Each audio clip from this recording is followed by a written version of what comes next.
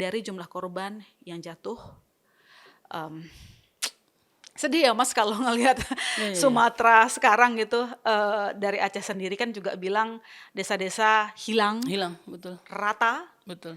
yang dulunya mungkin banyak rumah gitu. Jadi menurut Mas Iqbal, perlukah kita menetapkan peristiwa yang terjadi di Sumatera sebagai bencana nasional? Perlu, sangat perlu sebenarnya dalam situasi seperti ini ya. Dan saya berharap sebenarnya Pak Prabowo segera gitu ya, nggak menunggu waktu lagi. Dan apa ya? Kenapa dalam hal-hal kayak gini kita selalu berpikir legal formal? Ini situasi darurat, tapi orang-orang masih berpikir berdasarkan Undang-Undang Nomor 24 gitu ya. Ada kriteria penetapan bencana nasional. Seharusnya kan beliau kan backgroundnya militer ya. Harusnya militer tuh bisa ngelihat kan situasinya kayak apa, bisa dijangkau atau tidak gitu. Kepala BNPB juga berasal dari militer kan, orang orang teritorial. Untuk melihat situasi kayak gini, kan dibilang semuanya sudah cukup. Tapi kan kita tahu faktanya banyak wilayah-wilayah yang nggak bisa dijangkau. Kenapa tidak bisa dijangkau? Karena alatnya kurang.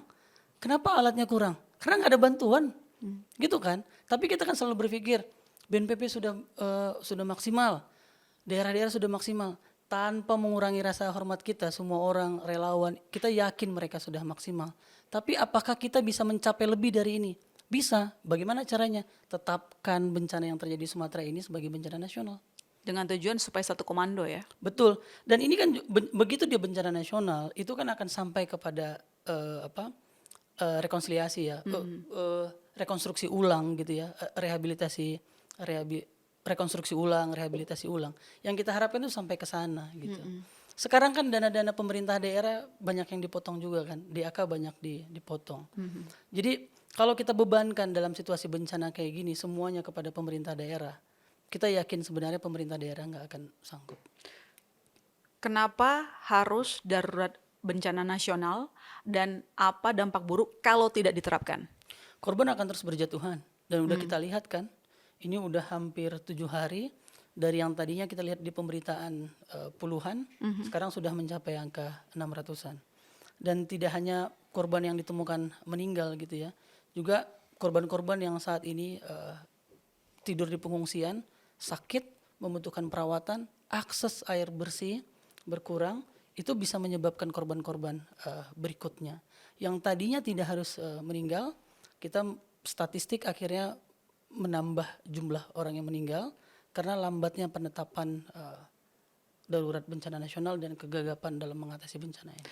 Kalau tidak diterapkan darurat bencana nasional, itu yang membuat BNPB tidak bisa bergerak luas Betul. selama ini. Selama ini betul. Terlalu banyak komando, Betul. tidak terintegrasi. Betul. Dan itu harusnya Presiden segera menetapkan darurat bencana nasional. Kemarin Presiden sudah datang, tapi tanggapannya adalah dana anggaran aman untuk bencana. Anda melihat akan ada status darurat bencana nasional atau masih jauh? Agak jauh sebenarnya ya. Keyakinan omongan Pak Presiden ini kan harus dibuktikan. Ada dananya. Kan harus kita tanya, berapa dananya Pak? Ada, tapi kalau nggak cukup, gimana? Ada dan cukup, itu yang harus dipastikan. Gitu. Mau nggak Pak Prabowo merealokasi dana MBG ke sana? Bisa kan? Apa susahnya gitu? Ini kan dalam situasi darurat dan itu yang harus kita minta gitu. Apa susahnya? Dan salah satunya juga mulailah mungkin lebih